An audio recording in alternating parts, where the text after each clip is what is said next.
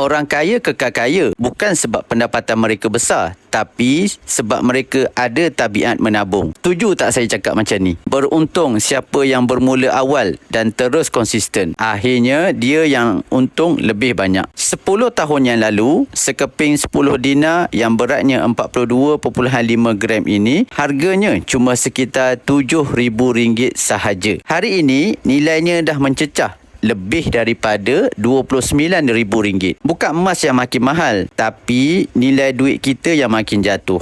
Mungkin dah boleh ubah cara. Kalau dulu hampir 80% simpanan tunai kita simpan dalam bank atau mana-mana saja tempat, kini kita alihkan kepada aset yang lebih baik, iaitu kepada emas. Duit makin lemah, semua barang pun makin naik harganya. Kalau nak selamatkan nilai kekayaan, jangan buat simpanan dalam bentuk duit kertas, tapi tukarkan kepada emas. Duit untuk dibelanjakan, emas untuk disimpan. Kalau tuan-puan nak mulakan simpanan emas pada hari ini ataupun nak tukarkan sebahagian daripada simpanan tuan-puan kepada emas, boleh pergi dekat saya punya profile, klik saja button sign up, nanti saya bantu anda sebaiknya. Semoga bermanfaat.